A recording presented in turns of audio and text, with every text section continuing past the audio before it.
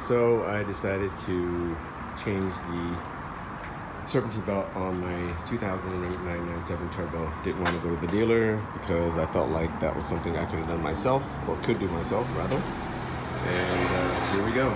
So first off, we are going to remove the air filter just to give us a little room. That'll pop out fairly easy.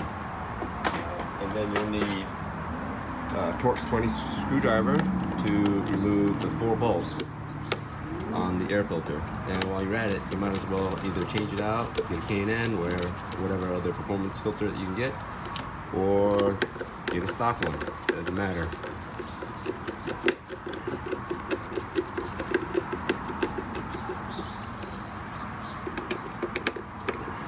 Now keep in mind, it's not necessary to get the air filter out first, but for me it's a matter of process. I just wanted to do it.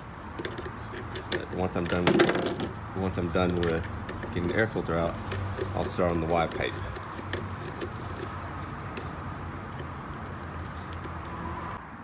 Okay, now that I've removed the 4 little bolts here, or screws, the air filter just pulls back and pull it up, and I will be replacing that at some point in the near future, or I might put a K&N in there so that way I can wash it and reuse it.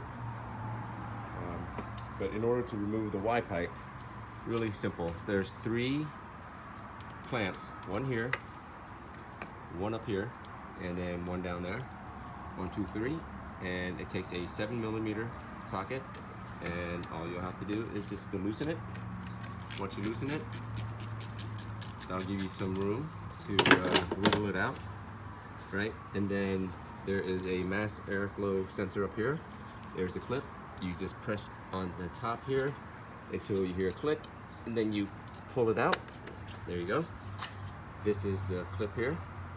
It moves up and down. So once you push that, you should be able to pull it back. And once you loosen the clamps, I highly recommend removing these first, both sides, and then lift up and pull out. And installation, do the same thing in reverse. Push down and in, and that way you'll be able to put it in there fairly smoothly. And be careful, there are some grommets, or at least a little peg here with the grommet. The peg's on the Y pipe and the grommet's on the housing. As you lift up, try not to lose those grommets because they actually help seat the Y pipe in place. Alright, now that you remove the air intake Y pipe here and air filter, you're going to want to remove the air filter housing. And first thing you need to do is remove the air sensor plug here, which I've already done on this side. It's fairly simple. You press in on this little lever and it should make a clicking noise, and you should pull it out. And then the 7mm socket or ratchet would be able to get in here, a small one obviously, and undo the clamp here. And then thirdly, you want to push the clip here, this side and the bottom side, with 2 hands. I guess if you can get your 2 hands in there, and then pull this back, and you should be able to lift this entire unit out.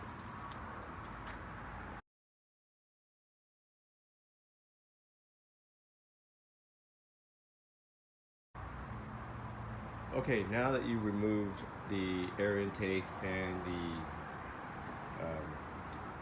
the air intake Y pipe and the air filter housing, you'll notice that you have access to the Serpentine belt now, albeit that it's very tight. One thing I did notice was you're not going to be able to get a 24mm wrench or socket in here, simply because it's just way too tight. I tried it and it doesn't work. And I can show you guys right now. I got this from AutoZone, and obviously it will go in. So there you go. So what you have to do is, you'll notice there is a hex screw here, or rather a bolt that's welded to the pulley tensioner, and that's what you're going to use to move the pulley tensioner to loosen the belt. And it is a 15mm, and all you'll have to do is move it clockwise.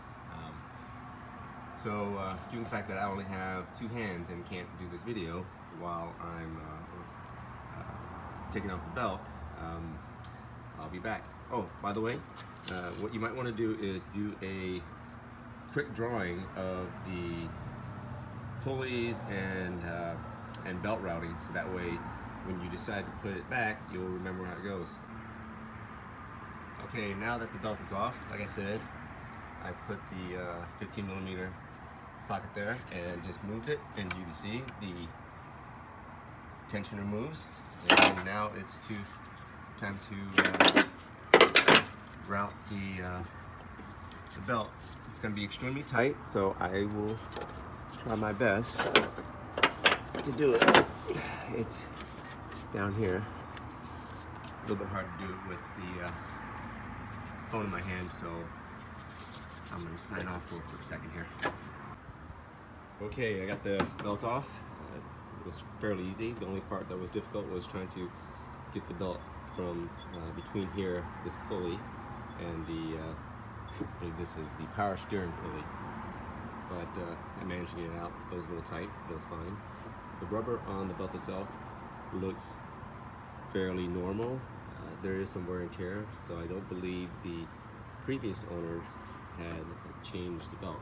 And the car only has a little bit over 47,000 miles on it, or maybe 48,000, I forget. But either way, it's a 2008. It was due for a change anyway. So while you're here with the belt off, I just tossed it on the ground, by the way. I think it was a good idea to check the pulleys to see if they're loose or not, and there's good play, or any play. There shouldn't be any, but there are a lot of play. You might want to think about going and changing those out since you have the belt off and all this work has been done already. I am a big fan of taking care of things before they break, especially when you have the car apart. But everything else seems fine. I'm checking the pulleys here. There's not a lot of play. This is normal. You hear that on the alternator. This is normal. Barely any play, which I think is fine. Yeah, this is good too, and they spin fine. So anyway, I'm gonna put on the belt now, and we'll see. All right, so I got the new belt in, and now I'm just double checking to make sure the routing is correct through my drawing, and then also I'm double checking to make sure that all the pulleys are properly, or at least the belt is properly aligned with the pulleys. And then I'm gonna go ahead and finish the last routing, which is this, and then let's see what we put on the belt.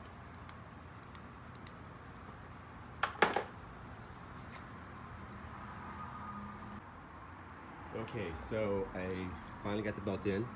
I started off with the most difficult area, which was here, and then worked my way all the way around. You're gonna find it a little bit tricky to kind of get the belts around here and then to the bottom piece. Use a screwdriver or something to align the belt down below, as you can see. And then I found this portion the most tricky. It took me about 3 or 4 minutes to kind of loop it back around because the belt was already preformed the way it was packaged. Maybe try to straighten it out a little bit. A couple things I want to mention when you're putting on the belt. Be careful with this piece right here. It is very soft. I noticed when I was pushing down on the socket and wrench, it actually bent inwards a little bit, so I had to pry it slightly back out to align it. But be careful, and that is what I use to move the tensioner pulley. And then one last piece.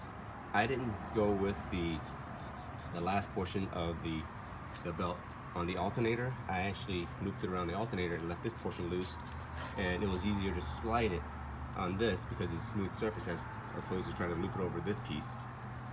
I just slid it right in, and it took no time. But anyway, that's it. It's done. Now it's time to put everything back together. Now that you're all done, you want to make sure you double check all your work. Make sure all the clamps are tightened securely. Make sure the plugs are back in and connected securely as well. And the last piece of this is really to start the engine. I would say the level of difficulty on this is probably a 3 to 4. And you should be able to get this done in about 45 minutes to an hour tops. And here we go.